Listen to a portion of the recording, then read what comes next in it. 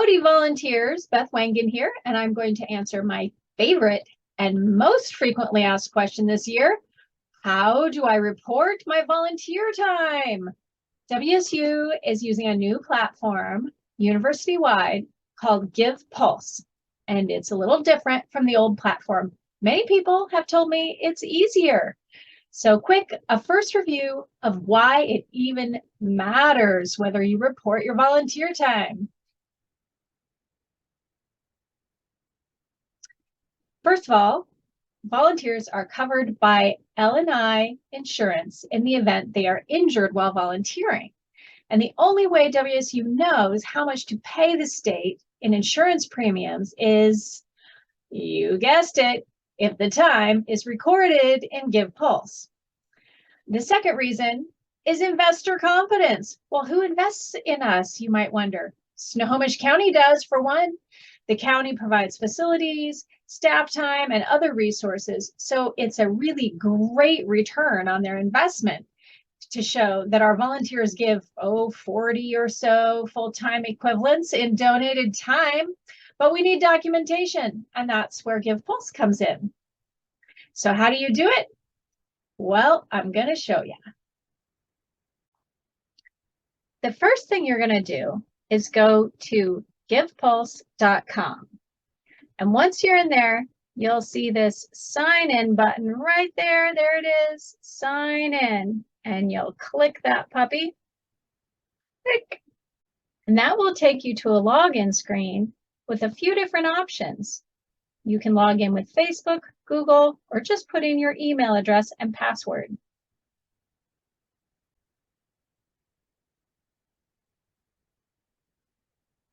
Once you get in there, you will have two options for what you can do first.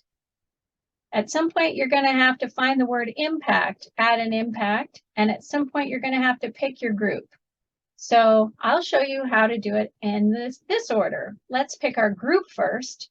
We're looking for the group that has the word Snohomish County 4-H in it. You may be automatically subscribed to some groups at higher levels like WSU 4-H Youth Development and WSU Extension, but unless you're doing volunteer work at that level, you're going to stick with this group down here, the County 4-H group. So click that group, and that will take you to another page where you can look for an impact. How do I add an impact? Impact is what GivePulse calls all of your volunteer time. Everything's an impact. So look, here's this nice blue button that says Add Impact. Let's click that. Now on your Add Impact page, there are 3 different ways that you can report your volunteer time. So let's look at those one by one. The first question you'll see is, did you attend a listed event or volunteer opportunity? That means it's on this list. Click the drop-down arrow. We don't have a whole lot of things on there right now. I am the only one who is adding things to our list. And I'm waiting until we have authorization and people are a little more familiar, and then more people will be able to add events. So if you attended an event that's here, you can just click on this. Let's say council meeting. I went to the council meeting. It'll say, which date did you attend? Click the drop down again. And there are the options. Well, we just had one in March. I attended that. Great. The hours are already listed, but if you need to add hours for transportation, you can do that. Remember, transportation hours count. And then what type of activity was it? Well, you get 4 options here, and these are going to pop up every time you enter an impact. So you need to try to figure out whether it was a club activity, something beyond the club, like a county level activity, a community service activity at any level, club, county, whatever. If it was a 4-H community service activity, it goes here. Or was it an organizational meeting, like your program level monthly meetings, or the council, that counts as an organizational meeting. So we're going to click that one. Then there are some boxes where we can enter notes and reflections, but we don't have to. It's all optional. Everything else is optional. You'll see one little teeny tiny required asterisk here, but you can't change that one.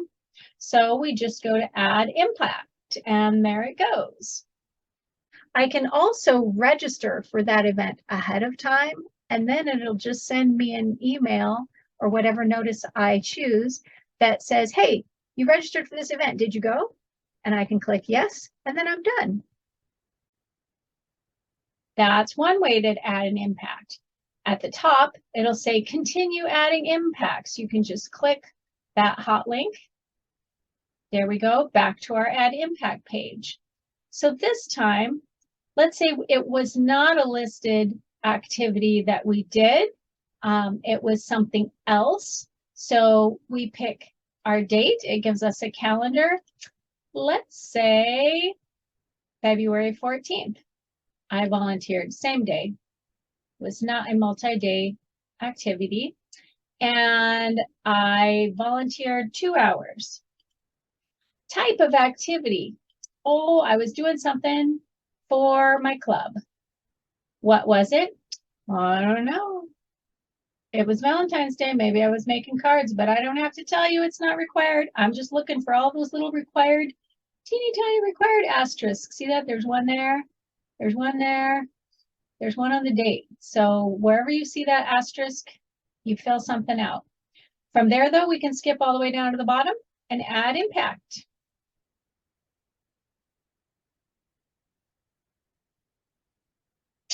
And there it is.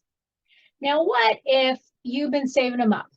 Maybe you want to enter all of your volunteer activities in the month of February. Okay, we go back to our add more impacts link here at the top. And this time we use the timesheet function. If I click timesheet,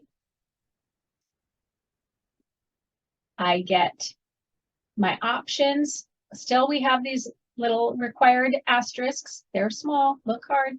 But before we get to those, I want to point out that the verifier listed here is me, and that's my email. So please don't change that. I will do all the verifying for our county 4-H. Just leave it in there. Timesheet details. Oh, what am I going to do?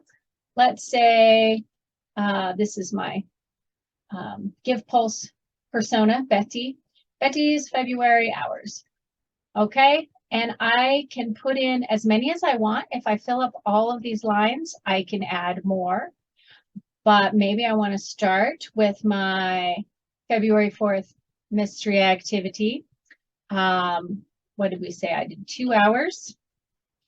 And here's where I answer that activity type question. So I said it was a club activity, yes. But unlike with entering a single impact, in this box, I have to click the save button down here in the lower right, save.